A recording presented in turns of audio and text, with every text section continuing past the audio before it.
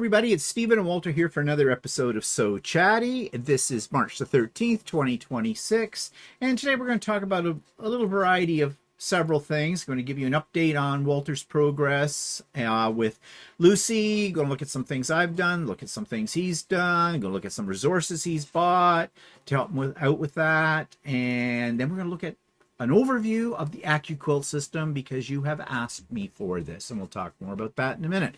Now, Walter may seem a little stunned because it's morning, and we usually do not record this in the morning. It's like just after 9. Oh my God, it's not even 10 o'clock yet. He's awake, and it's only 9:19 in the morning. Yeah, amazing. Look at his eyes are open and everything. But if he nods off during this, well, of course he usually does anyways, for other reasons. Well, look who's talking. I don't nod off. Not during my own production. During the day you do. You docu-nap. I have a docu-nap in about 3 o'clock in the afternoon just to refresh. Sort of thing. Yeah. Anyways, let's get on with it, shall we? So, what have I been working on? Well, here we go. It's the Healing Waters quilt. I'm almost done the top. All I have left to do is add the last border all the way around. In fact, I've got it sitting on my sewing machine right now. I've started to do this. And then I will show you what that looks like. And then, you know that I'm making a video for each step of this project as well, because I will be posting it possibly as a free pre-recorded sew along. I'm not sure how I'm going to attempt it yet. We'll see. But I'm not done this yet, because once those borders go on, then I have to find some backing fabric, and I think I have some that I know I want to use. I want to find an appropriate quilting thread. I don't want I want something that's going to add texture, but I don't want something that's going to be really busy or dense, because obviously the patterns in this fabric are pretty busy and dense. And get that done and then bind it, which means that I will have to kick Walter off Lucy at some point. But I think he's ready to go on to a new stage with Lucy anyways, and it'll only take me a few hours to get this quilted, I hope, if Lucy's going to be cooperative. I don't know, you may have tainted Lucy. She loves you now. She'll just hate me even more. Yeah, I think so. Yeah, I'm pretty sure. You've probably been whispering sweet things in her ears. I've been playing with Lucy. Yeah. Lucy's private parts. Yeah, Lucy's. Yeah, yeah, we won't get into that. Well, we are going to get into that in about Lucy's nether regions in a moment. But meantime, what have you got to show us, Walter? I have this shirt that I've been working on for 1,000 years. And, you've seen it before. And I just have the buttons to put on. Yay! Yay!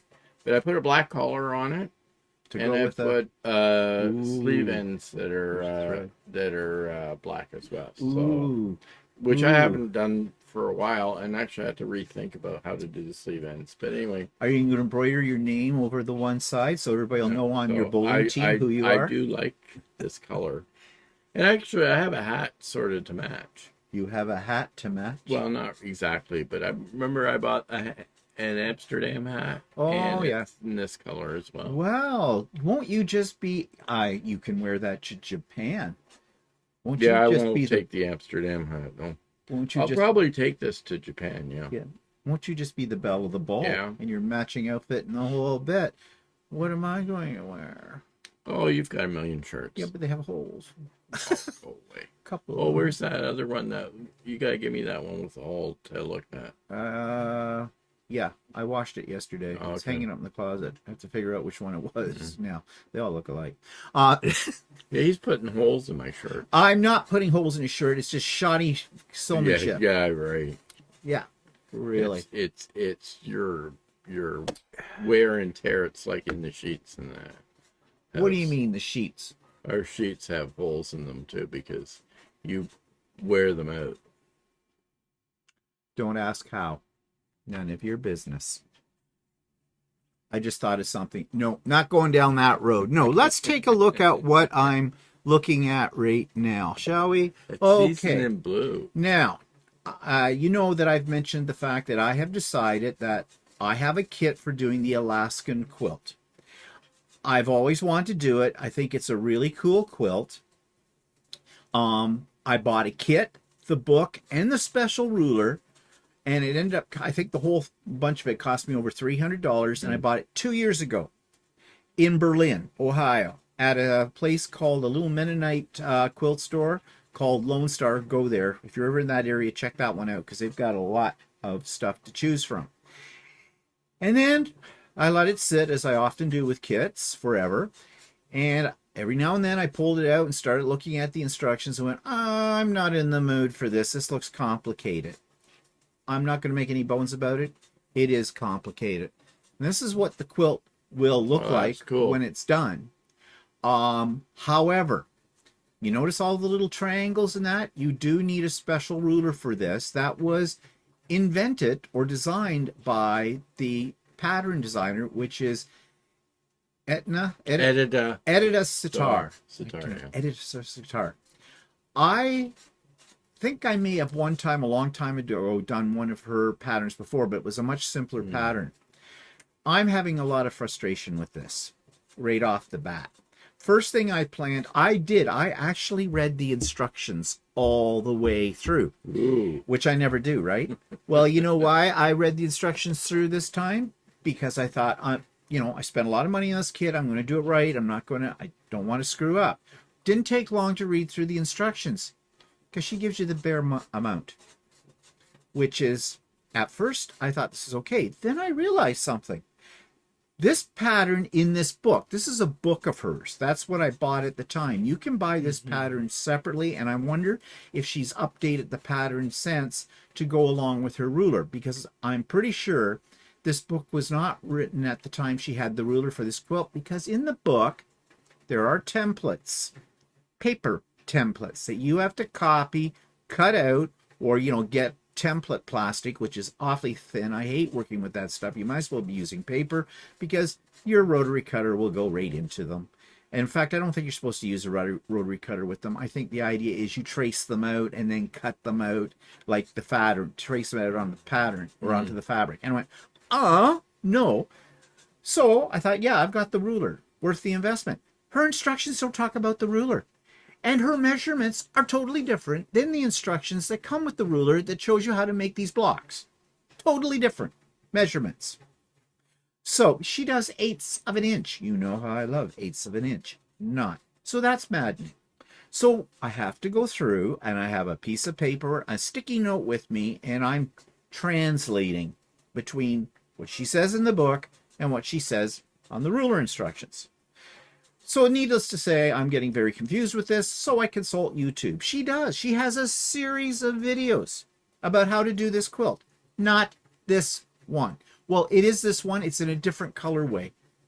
But she talks about which fabrics to use, so she refers to the ones in that particular colorway. In the book, she has a certain fabrics, and I have them all, but she labels them as print 1, print 2, print 3. Okay. Luckily, which I did not discover until after I laid all the fabric out and I was trying to figure out, okay, which one is print 1, which one is print 2. The store that put the kit together, in the folds, you know how they fold up the fabric to look really attractive to get you to buy, because it always works on me, because it looks so pretty in the bundle. Little teeny numbers on little teeny pieces. I mean, after all, they're Mennonite. I'm sorry, but they're thrifty people.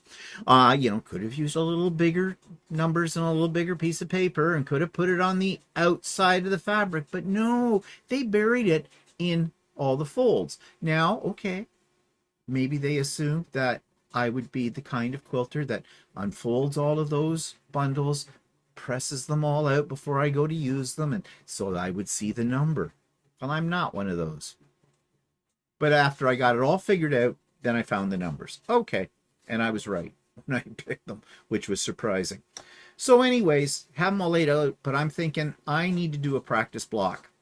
And there are, I think, I'm not sure how many different blocks there are. I think there's 13 different blocks. You need 4 of each block, except the last one, you need 1.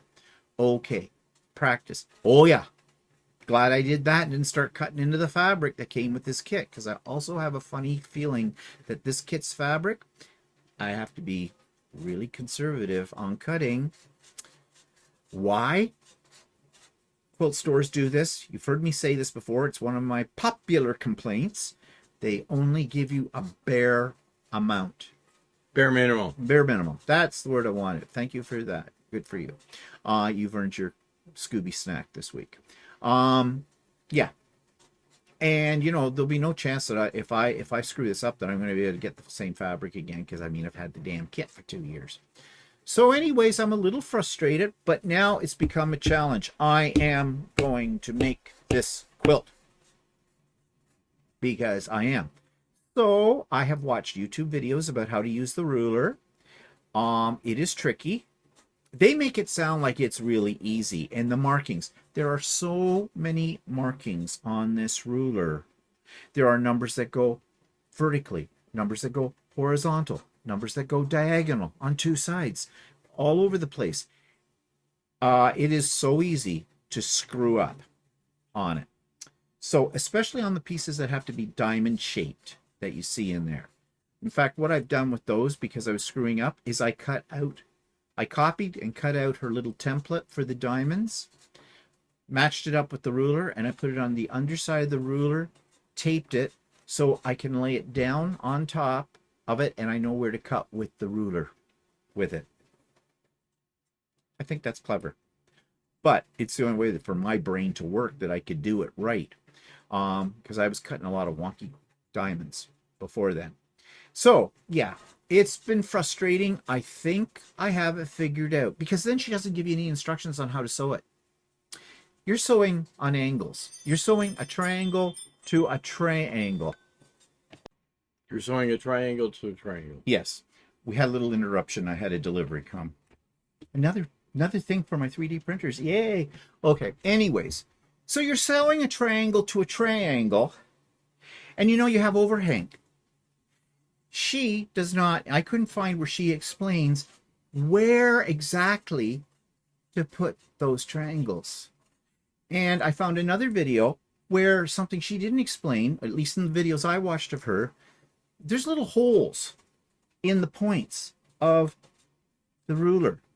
You're supposed to use those as to mark a little dot where you're, well, to help you line up the pieces with it. And yeah, no, because you got to stick a needle through it, a pin through it, and do this, and it's all, and it's half-ass backwards to do it.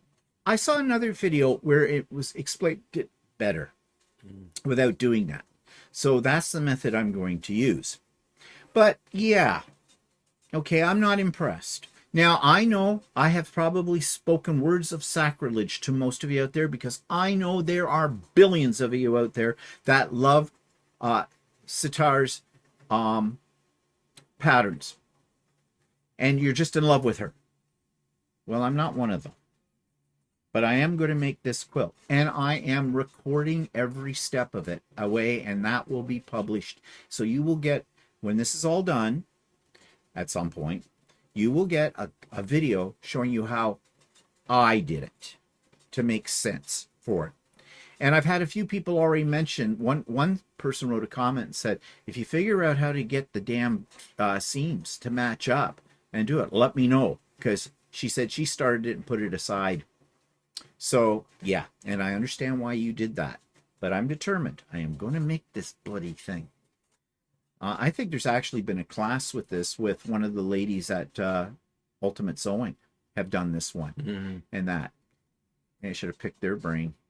But anyways, I will overcome this. I will make it work. So just thought I'd give you a little update on that. All right, so you've seen Walter's shirt. So announcement time.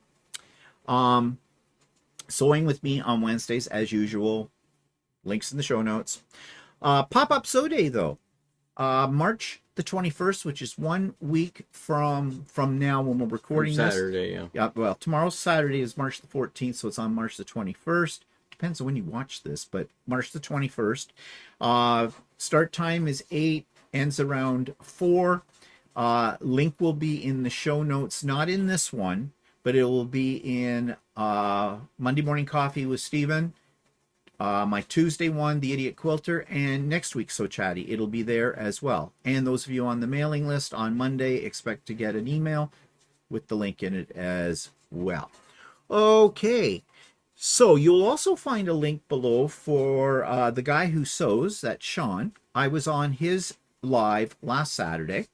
I've been on his lives before as well, and always a good time, fun. I never get any sewing done because too busy talking on there. But yeah, if you didn't see his live, or there's a link to it there if you're interested in that.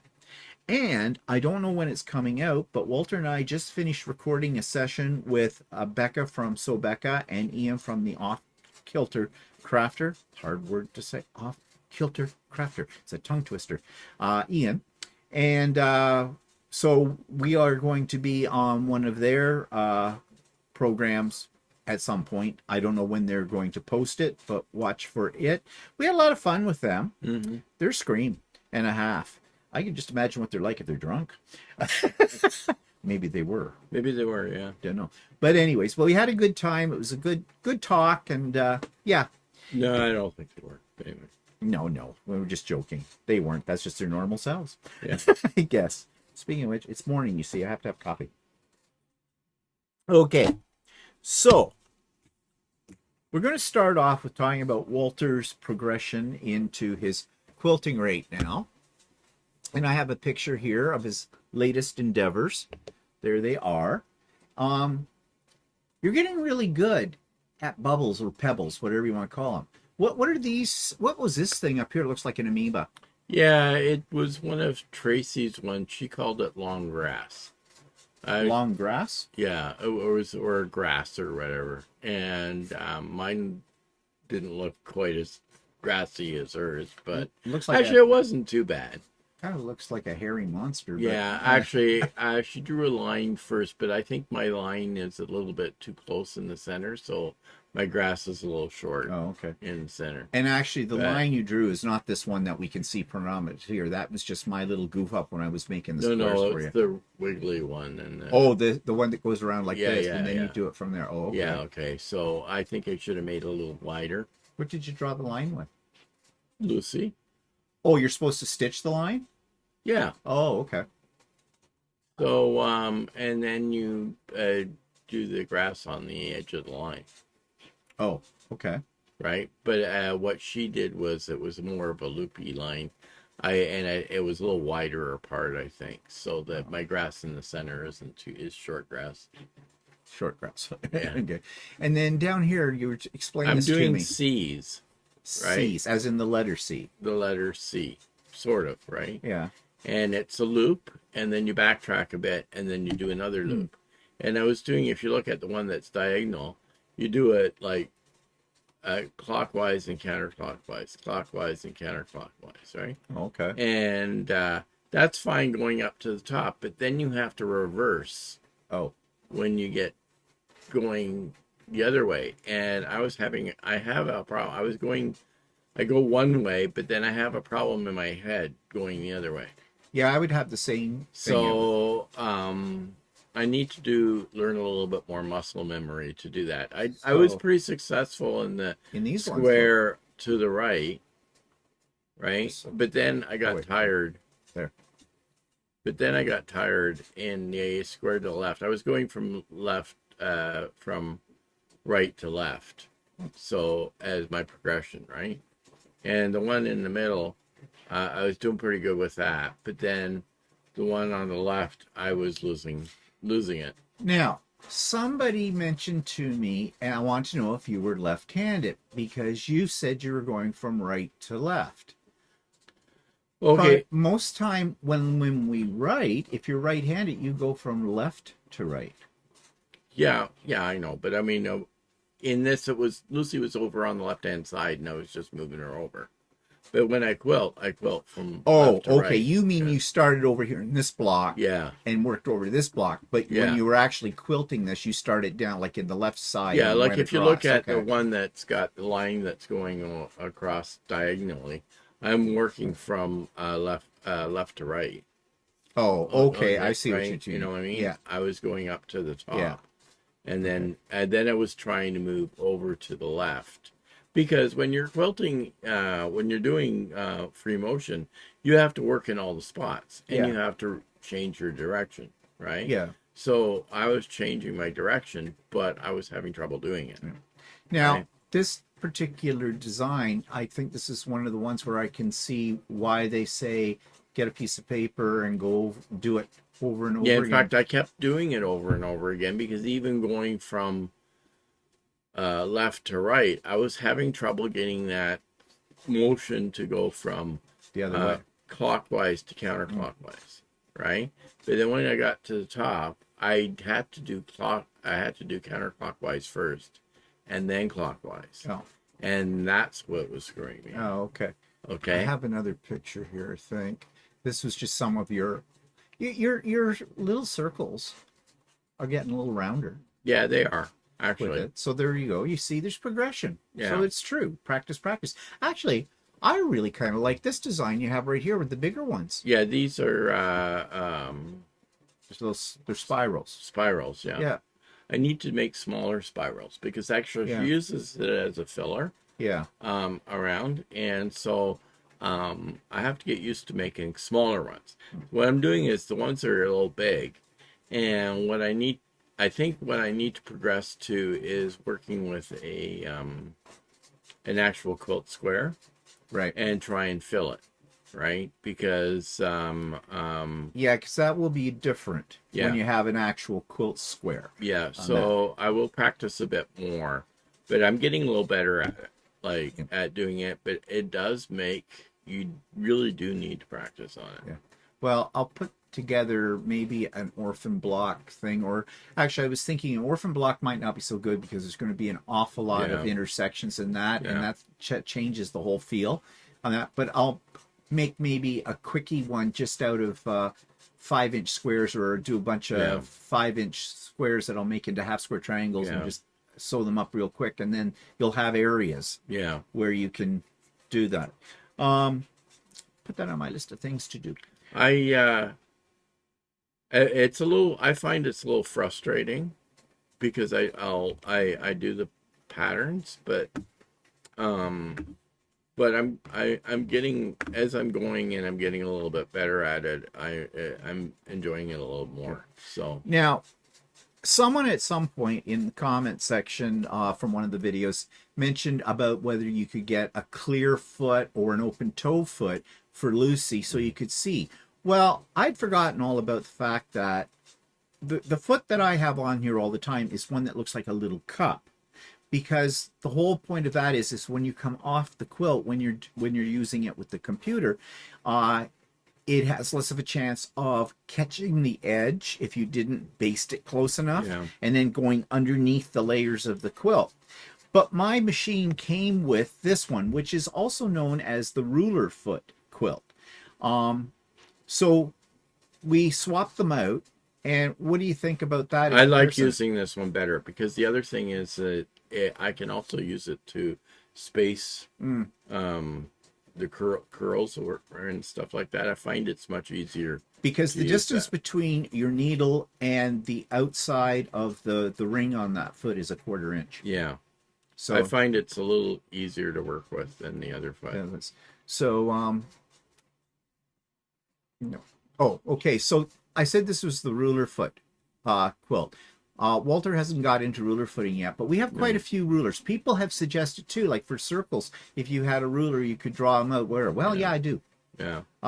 These are all feet. A lot of these are Angela Walters designs that I have, and so there's different things here you can try. Yeah. With that too. I think that would be easier if I had a quilt that has a pattern in the block, right? Yeah. That I want to fill a certain segment in. Yeah. So maybe you should try the cheater cloth first before. Yeah, actually, Okay. I think that would be because good. you won't have to worry about seams bouncing along those, but you'll have like spots on that. And when you use, just for everybody's information who may not know this, on a long arm, when you use rulers, you need to put a platform. This is hard to see because it's clear. I put a gray thing well behind this when I took the picture, but this fits down over top of where the needle plate is, and this gives you a surface that is hard and flat for you to rest your rulers on, It's underneath your quilt. Quilt's over top of this, and then you can manipulate around, and it moves with you as the needle goes. Whenever Walter gets to the point where he wants to try this, we'll do a little video and show you how it works. To do rulers. Right now, I'm just doing free motion, which that's that. So the other thing, Walter bought a couple of resources that we're just going to mention because I don't think you've really used them yet. No. But he bought a couple of books. Just find it here. From Amazon, because why not? So this one, Ultimate Beginner's Guide to Free Motion Quilting, how to add texture, design, and style to your quilts. And one thing I realized that, I practice with free motion, but I really need to figure out if you actually have a quilt, what to fill your quilts with, like what to fill each section with. And it's more of a guide to give me ideas of what I would put in an actual quilt. Yeah, so that's that one. And then he bought this one, and this is an Angela Walters book. Actually, it's really thick. I wondered, does she do any rulers with that? So I have there is ruler stuff in there, but there's also a lot of patterns. She has about 100 different designs she does that are free motion. Yeah, well, she's the goddess of this. Yeah. Time. I mean, I don't know if she still has her show or not. I think she's changed it. But I used to, when I first got into quilting, I loved watching her, the Midnight Quilter, she called it. And just watching how she could do what she does. And that's years of practice. I think Tracy has done a lot of the stuff that she does. Yeah, probably. Tracy. Yeah, I would say Tracy's as good as Angela Walters. Yeah, oh yeah. She's very good. Tracy, by the way, you've heard us mention before, Tracy is our APQS dealer. Yeah. And she is like a wonderful free motion quilter on that. So those are two books there. Just thought we'd mention them in case you want to look at them. And because I've been using Tracy's videos that she has on YouTube to do my designs, but I wanted some other books to give me some other ideas. Yeah. So I bought these two as a start to give me some other ideas. And I also think too that in these books they don't necessarily go exclusively for long arm. They're also for domestic machinery. Yeah, it's a combination. What you can use for domestic and long arm for stuff, and especially I think for the regular quilt blocks, a lot of times the patterns are smaller. Yeah. Than like if you were to do edge to edge, and I'm not really looking at doing edge to edge designs with this because you have the computer that you can do edge to edge. Yeah. I'm looking more to do custom on blocks. Well, really, I think that's what most people do that have a long arm. Yeah. They'll either use a paper pentagraph or they have the computer, but when it comes to custom, I think that's where your free motion really comes in. Because I couldn't see doing a lot of maybe free motion in your borders. Yeah. That might be, but you can also set up the computer to do that for you. Like you can change your designs. Yeah, oh no, I'm sure you can, but I'm just thinking of to set up the computer takes a bit of a time. Oh yeah, it does. Whereas if you're really good at free motion, then you can just do it yourself. Yeah, you can. Yeah, it does, because I've tried doing custom using the computer, and yes, it can be done. I don't do it very often because that's one of the reasons. It takes a lot longer than if you were someone who is experienced with free motion. I mean, I'm not sure where I'm going with this free motion stuff, but I'm kind of to a shop near you soon. I'm trying to I kind of want to learn how to do some stuff. Yeah. And maybe I think the more and more I do it, the more and more it becomes natural to do it. Well, my suggestion, up to you, but I would say pick a handful of designs, 3 or 4 of that, and get really good at those. And then as more time goes by, then you add to your repertoire. I think what I want to maybe do is do a lot of filler designs. Yeah. because I think that's the most value rather than really big designs, because I think really big designs are more like edge to edge. Yeah. And so sounds like a plan. Yeah. So it doesn't happen overnight. No. Okay, this is an ongoing thing.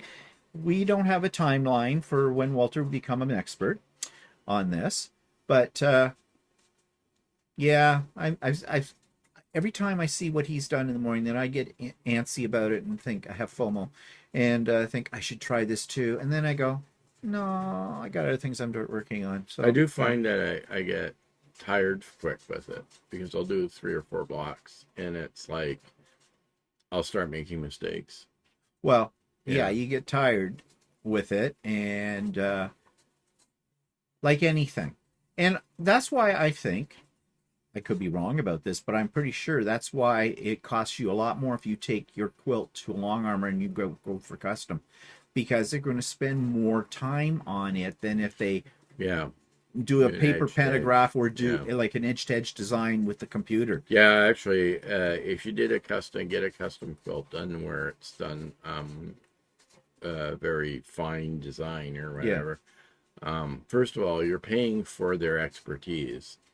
Right, because they know what they're doing, and the other thing is you're paying for the amount of time it takes to do, and it'll take them a long time to do well. And the denser the quilting, the more variation in patterns and stuff, the longer it's going to take. So you've got to expect to pay a lot more money for something like that. Okay, so that's an update on what Walter's doing. Stay tuned. There'll be more updates as we go along over the weeks, months, years, lifetime, with all of that. So, many of you have mentioned that you want us to talk more about the Accuquilt system. And I have told you that I got into Accuquilt because like everything that I do, I never do half measures. It's all or nothing for me. So I have a wall of Accuquilt blocks.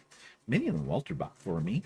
And I've got strip plates. I've got fancy blocks. I have a lot of stuff for my Accuquilt. I have 2 Accuquilt machines as well. We'll talk about machines in a minute. And you know what I primarily use my Accuquilt for? Cutting binding strips. Yeah. Because it's easier to do it, faster to do it with a stripology ruler than it is with an Accuquilt. And you're going to go, but wait, you thought Accuquilt was supposed to be fast.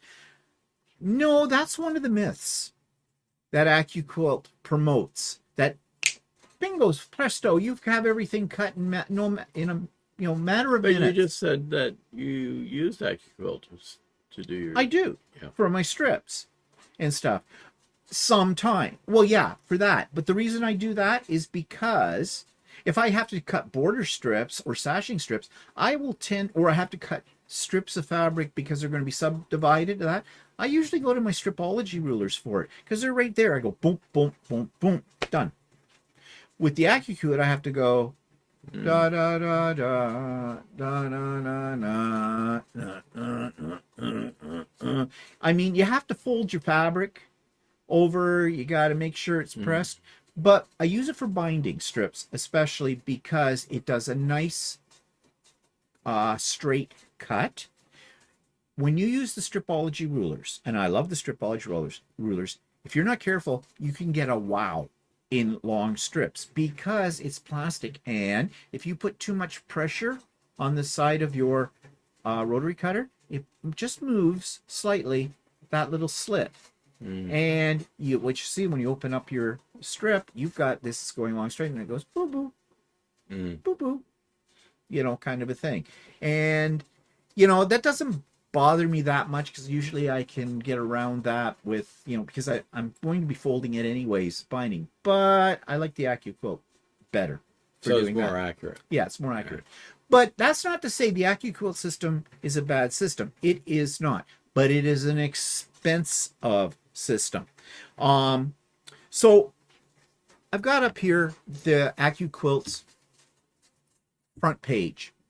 And anybody can go to this. It's just Accuquilt.com. And you can buy your dies on here. You can get everything from them. If you're Canadian, no. It's going to be a little rougher, but there are authorized dealers of Accuquilt in quilt stores. Yeah, actually, if you buy from Accuquilt in the U.S. and you want it shipped to Canada, it's very expensive. It's going to cost you. You're better off buying it from a dealer in Canada than having them ship it from the U.S. Yeah.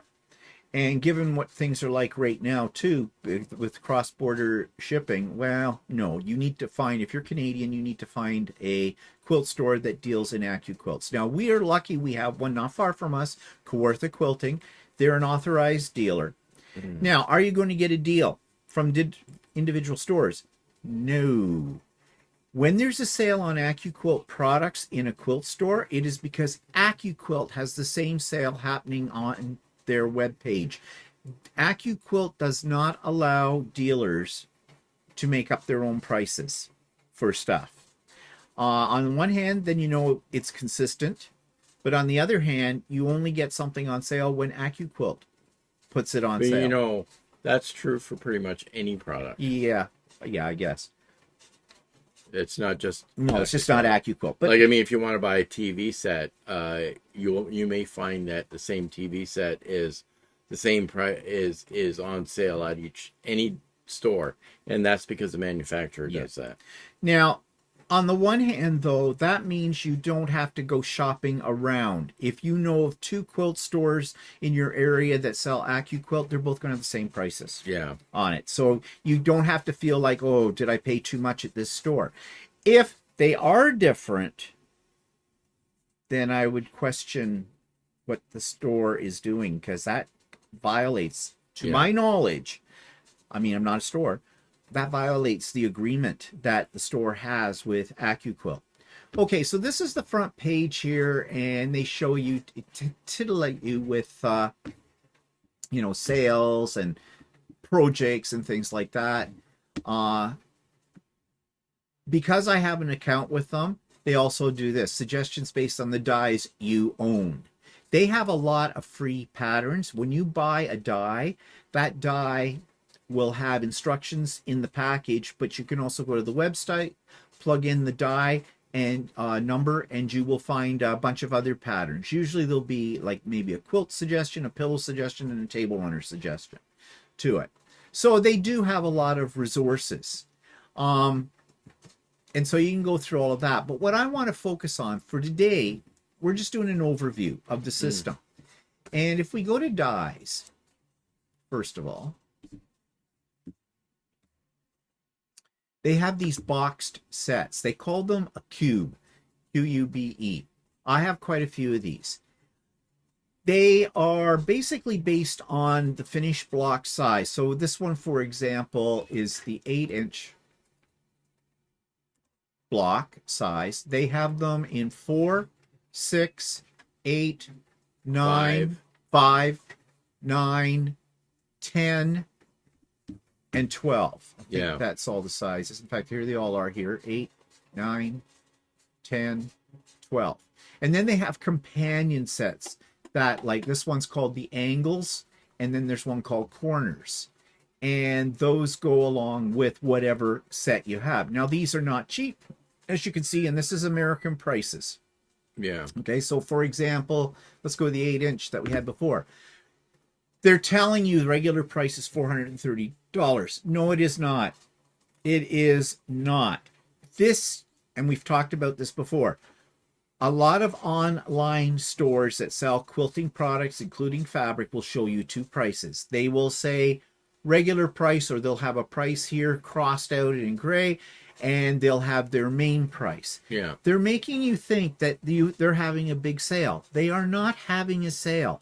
Any day of the week you come to this website, this is the price that these are going to be. Now, sometimes they will offer their dies at 30%, 20% off. And that's the time to buy. But you never know when that's going to be. Now, you can sign up. If you look here on the side, you put in your email address, you create an account. It costs you nothing to create an account. And they supposedly will give you an alert when they're having a sale. Mm-hmm. They do have a sale fairly regularly. But yes, this is a major investment. Well, on those blocks, there's several dies, and you can make lots of different patterns. Yes. And so here you see, well, here they entice you, include it. They tell you what's included in this set. So they've got a 6x6 die, 4.5 inch, 2.5 inch. Those are unfinished sizes. They show you the finished side. They do a half square triangle. That's 4 inches finished. Quarter square, half square triangle, square on point, parallelogram, rectangle. You get a lot in one box. And they always have like ideas. They include with it like pattern recipes for how to put things together. Or as I said, you can go right to the website and pick them up, like this one. Pencil me in wall hanging. Here's block patterns booklet. They show you all the different blocks you can make with this set, and they have it on the side of the box over here too, for that. And so, you know, you get quite a few, and usually there's about 72. Yeah, it says up here. There are 72 different blocks that you can make with this one set. So, you know, when you think about it that way, for $279 American, you're getting a lot. Plus 14 free patterns in there that they say, so you get quite a bit in a box. But here's the trick. Yes, it will make all those blocks, but then you're going to find that you're kind of limited because you're making 8-inch blocks. Plus, you don't have specialty things like angles and corners pieces. That's where they get you, because you can buy those add-ons and they are $150 plus American. Yeah, like they'll have two different what they call companion sets per block. So, and each of those companion sets are like $150. Yeah. They do come in this really nice box. This is not cheap cardboard. This is very, very substantial. They fit in here. They show you on the spine of the box which blocks are in here, so you will know. And these open up like this, and they come with, they're not showing it here, but well, here it is. They come with this little booklet that shows you what you can make with certain blocks or a combination of the blocks in the box. So in one way, it is really good value, but it's that initial price. Here's the blocks. Yeah, because they're fixed die, your fixed cutting size, that's why you're limited to the block size. Shoot, I just saw something here that I didn't think of before. I wonder with the Alaskan quilt if I have a shape that'll make that, because I have to make that shape. Yeah. Ooh, I better look at that later. Note to self. That's something I forget to do. Yeah. When I'm looking at a pattern, I don't think about how could I use my Accuquilt for that. And you should think about that, because that's the whole point of having the Accuquilt. But as I said, they are expensive. Let's go back here to dies. So if you're going to get into Accuquilt, you're going to need some dies. Oftentimes you can get what they call starter sets. And what a starter set is, let's go here, is the cutting machine, because you do need the cutting machine. Okay, come on. There we go. You do need the cutting machine for this. Now, they have several different models of cutting machines. They have the Go machine, which I have this. It's electric. And so if you have trouble with cranks, like let's say you've got some carpal tunnel problems with your like their standard machine is the manual, and you crank it. You crank it. This is electric. You just put, it opens up, it all folds up. You unfold it, put your fabric on your die, start the die into the machine, it grabs it, pulls it through, cuts it. The crank, so this is a better picture of it. They have one now called the Go Bolt, which is electric, but it's smaller. If you have the Go, that will do almost every one of the dies that they sell. If you go for these ones that are a little smaller, it's not going to do the bigger dies. Although it will work with all of the cube. Well, I don't know if it'll work with the 12-inch. No, it may not work with the 12-inch. I think it'll work up to the 10-inch cube. And here you see, this is what it looks like with the crank. I have that as well. I have it as a backup because I had a little problem electrically with my Go at the time. It has been fixed thanks to Quilting. They fixed it instead of trying to send it to the company. I will say, unless it has changed, customer service with this company is not good. Okay, so maybe that has changed. I don't know, but my experience was it's not good. Now you see, you can spend a lot of money on here, like this one. That's almost $1,200 for, you'll get a 12-inch block set, you'll get a strip set, you'll get a shape set in there. You get this special little platform. Can't get a picture of that. They have a little platform now. Usually your die goes in from the left hand side, slides out, and you put your hand underneath it if it's a long die. They have put together this platform which all folds up with the machine. If you want to travel with it, that, you know, gives it support. I looked at them. They're kind of expensive to buy standalone, like on their own, and I don't think I would get that much use out of it, because the one thing I find with the Accuquilt system, yes, it all folds out, but what would be really nice is if you had a dedicated area in your sewing room where you could have your Accuquilt machine out all the time. Because now, if you got rid of your 3D printers, you could do it. That is not happening. No. But it would be nice, because I think if I had it laid out like that, I would use it more often, because it sits now underneath my cutting table in a spot. There's an outlet there. I have to get it out. I have to open it up, and have to, if I had it was there and go, oh yeah, I'll just cut that. I'll move over there.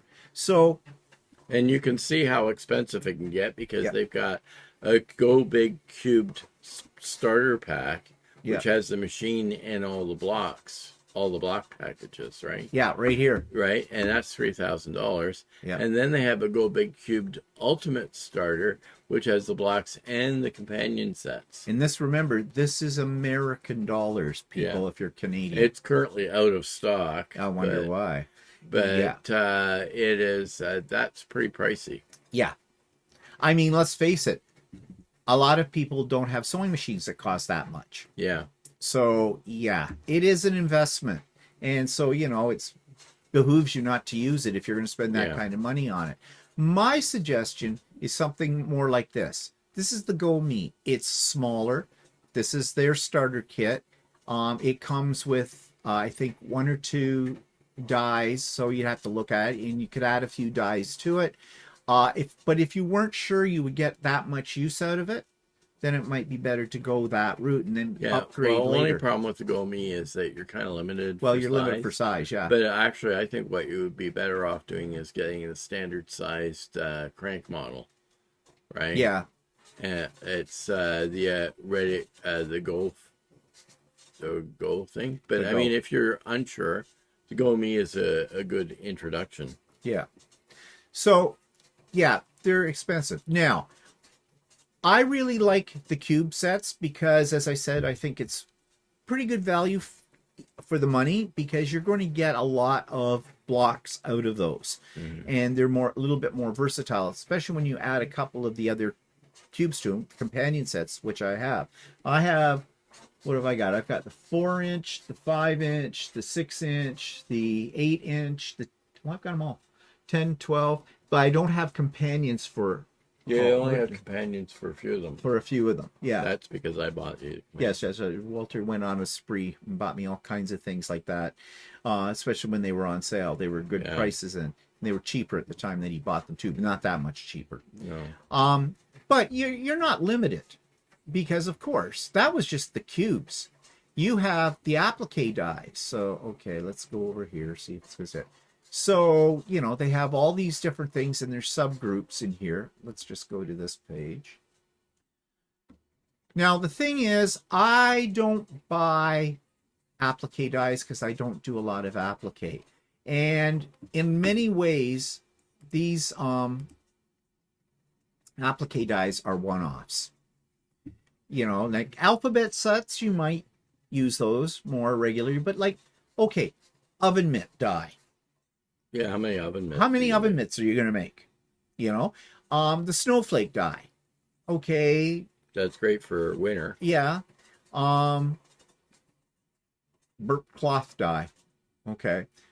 Baby bit. Yeah. You know, they've got a lot of ones like that. And they have ones that are more elaborate, like flowers. That might be a little bit more versatile, but again, if you like doing applique. But they have all kinds. They have sea creatures. They have trucks. They have animals, cars, things like that. In my way of thinking, these are cute, and you get real excited, like this Halloween one. Ooh, spider and ghost. But how many times will you use it? That's the thing I would think. Now, something like flower ones, you might use more often because they're more versatile with it. Farm animals, you know, you might have one children's quilt, but unless you're making a lot of stuff for kids, would you use that a lot? So that's what you have to... You have to determine how much you're going to use that and how much it's worth it for you to buy a die. And most of these are like $80 American, so they're over $100 Canadian. They have lots of them, though, to choose from. And there may be an occasion when you'd want to invest in one because you're making something really special. But you don't have to have applique dies. Let me go here. You have dies to make specific patterns as well. I'm just trying to get this out. Okay, so now I have a few of these kind of things, like for certain blocks. Now this one, they have ones that's a ridiculous price. They call so cheap block on board, right? Yeah, which does the whole, cuts all your units out for one block in one pass through. Right. Those are called blocks on board. But here you go. You see all the different ones, and they show you what you can make with the particular die. I have a few of these. Now this one, I think you'd get your, like there's a lot of things you can do with a log pattern thing, but the biggest problem I find with doing log cabin quilts is the cutting of all the strips. Whereas here, bang, and you get everything the length that you need with it. So that might be worth it.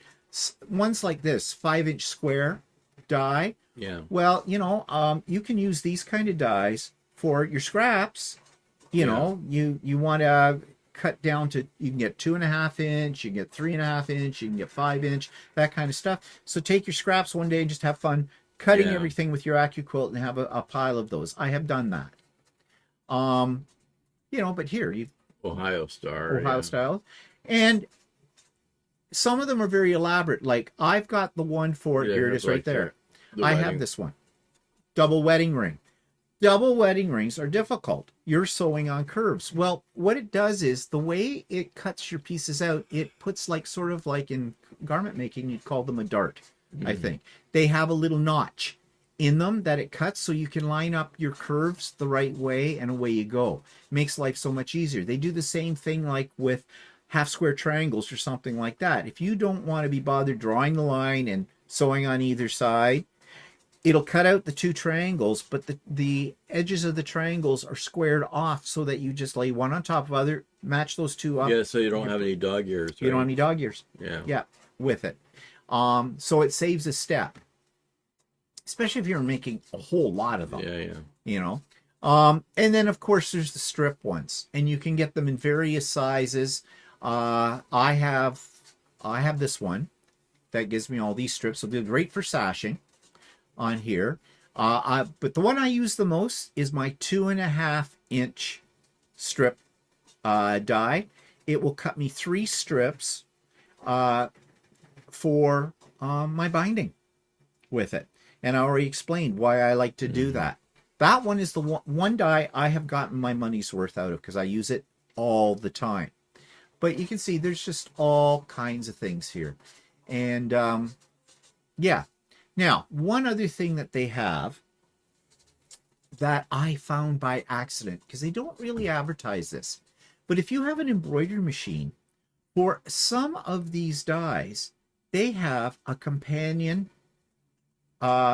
embroidery file that you can load into your embroidery machine, and you can make the whole pattern. For example, the carpenter's wheel. I have this die, and I am going to show you, not today. Let's see. And there's wheel. There it is. Let's come up. Okay, I have this die to make that block. But what they also have, if I can find it, some of their, I'm not showing it here. They have an embroidery file. Let's just back it up here for a second. I didn't want to go that far back.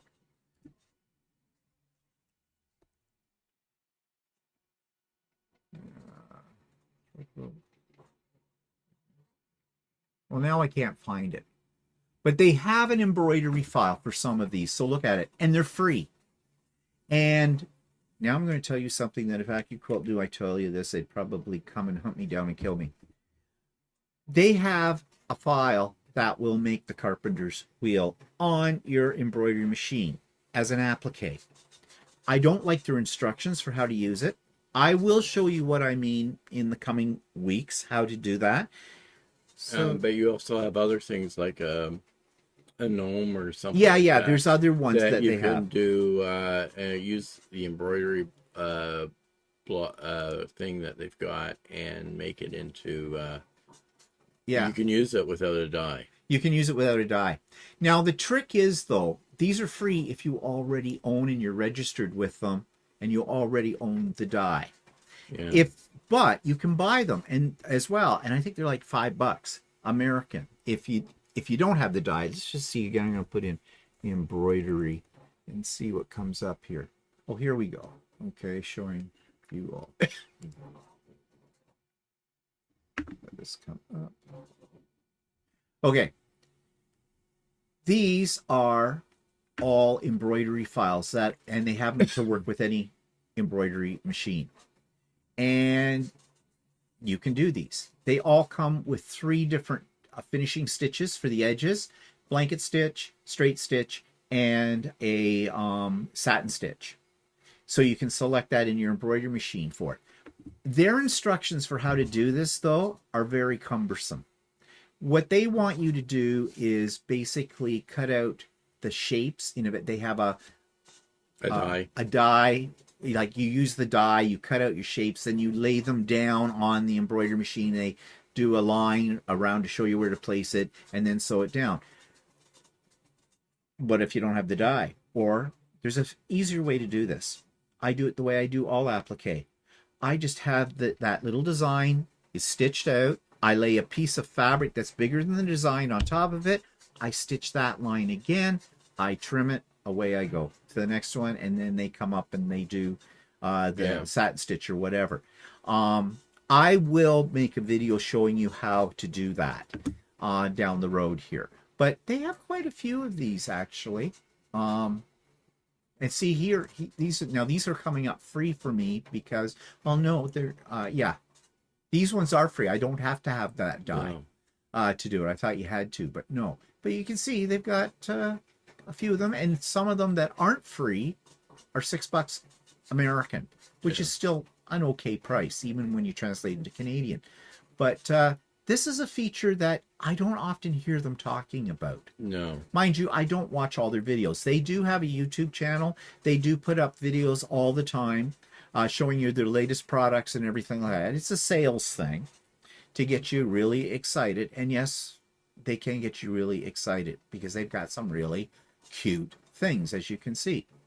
So yes, you have to determine for yourself if that's worth it for you. If you have problems with your hands, if you have arthritis in your hands, and doing a lot of cutting and things for a quilt really aggravates them, then the electric machine might be more to your liking. It's just all depends on how much use you're going to get out of it, what you think you're going to get out of it, and weighing against how much it's going to cost you for it. Now, in the coming weeks, I will be demoing a little bit more about the Accuquilt system and how I use it and how I could use it and things like that. And I've got about 3 huge dies that I've never taken out of the wrappers. I've never used them, and they're sitting here waiting to be used. So this gives me an excuse to do a demo and show you how the blocks go together. So look for that in the coming weeks. Next week, I'm going to try to do a little video to show you basic cutting, how you set up the machine, how you take a die, a simple die, and cut out the pieces for it. So that'll be next week, and then we'll graduate to other levels in future weeks. Okay, so one thing before we leave, a couple of comments that I just want to go over.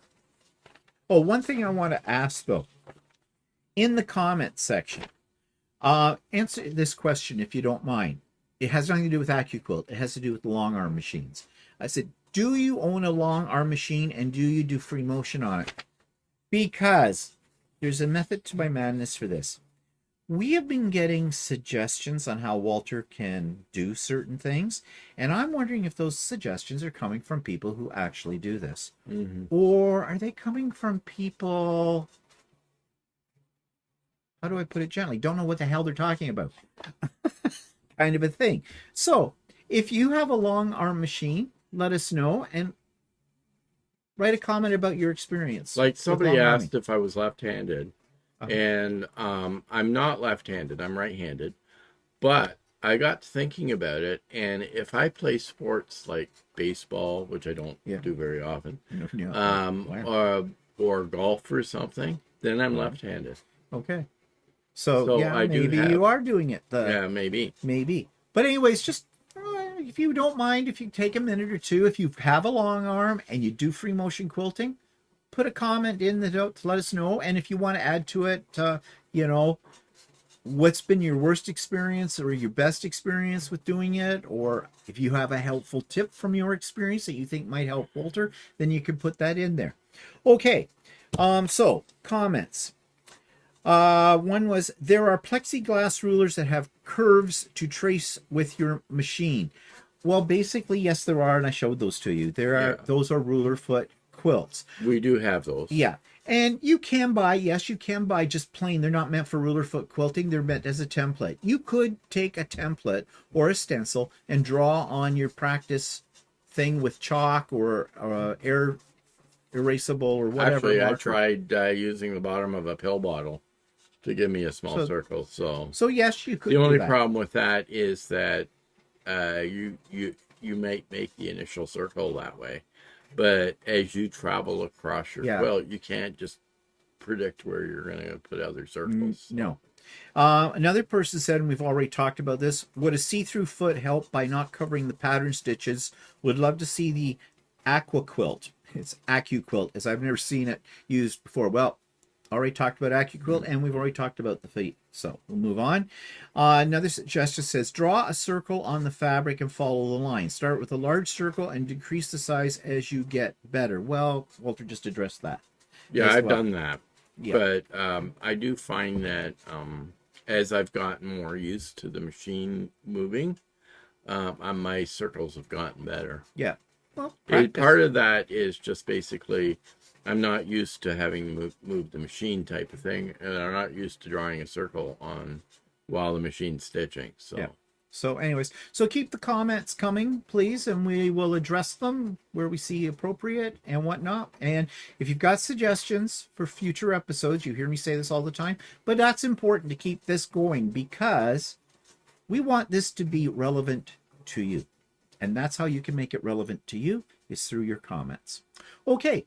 That's it for us today. Thank you for joining us. Please like and subscribe. If you're not a subscriber, why not? You should be.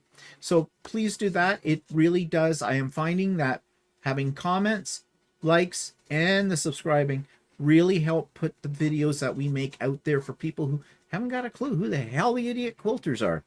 Notice I used the plural for that. He's an idiot quilter as well. I have other names, but never mind. Not going to do that. Okay. Thanks for joining us. Okay. Bye, everybody. Bye-bye. Hi. I'm just going to interrupt my program for just 1 second to remind you to like the video, to subscribe to the channel, and hit the bell for future notifications. That's all I ask of you. Show me a little love. Thanks.